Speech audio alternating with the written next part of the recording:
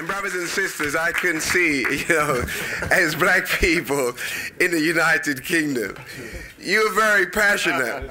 And I think our community will be a lot healthier if most of us actually spoke a little more in environments where we can fully give vent to what's going on inside of us.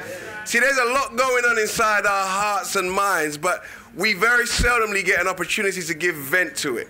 But I just want to caution everybody, this evening we have a very specific aim and objective. And that aim and objective is to study and to look at how this incident that took place in Woolwich has affected us, is affecting us, and what we can do about it. So we must allow the time to deal with the issue first and foremost, and have time at the end to discuss the collective solutions. Okay? Everybody all right?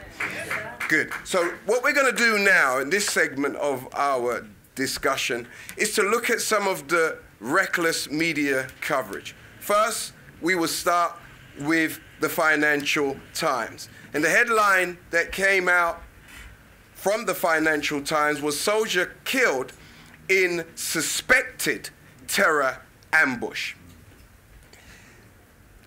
The next paper I want to go to is the Metro. The Metro said, which is meant to be a statement from one of the brothers, "You will never be safe. We will not stop fighting." They haven't identified who the "we" is. However, that's a front page headline in a paper that's free. You're just going to pick that up anywhere. The third paper I want to bring to your attention is The Sun. "We killed this British soldier. It's an eye for an eye. Exclusive Muslim fanatics, evil rant after beheading." Did it say beheading? Okay. The next paper I want to bring to your attention is the Daily Star. "Soldier beheaded on London street." Again, beheaded. Targeted. No, let's go on. It's another article. The Independent. "Sickening, deluded, and unfortunate." Unforgivable, pardon me.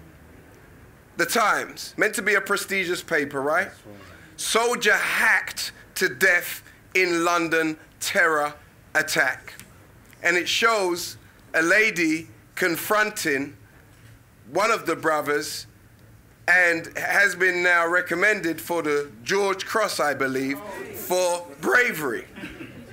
And one of the things I want you to look at is the fact that if you are on any high street and there is an individual, a human being who is black, white, yellow, or brown, with a knife in their hands, with blood dripping from them, would you desire to take an interview via Samsung or iPhone?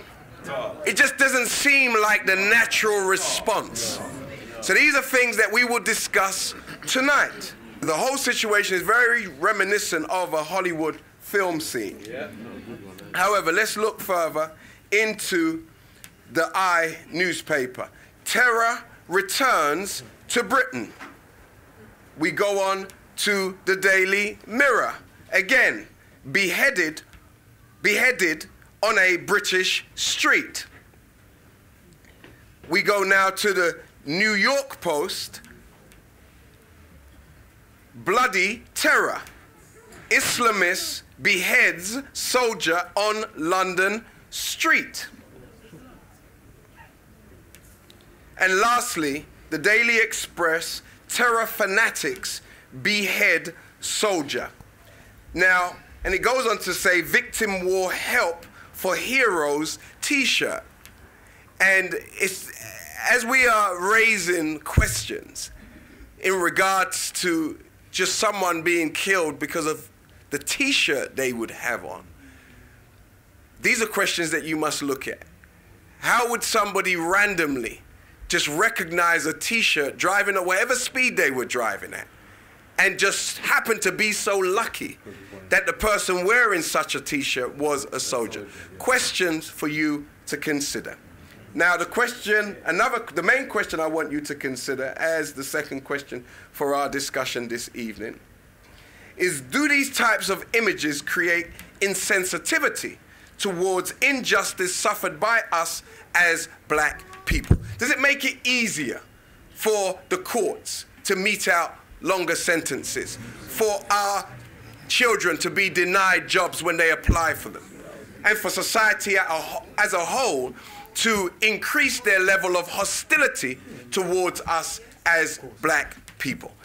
Brother Cass, please. Of course. I mean, I work in schools. I work in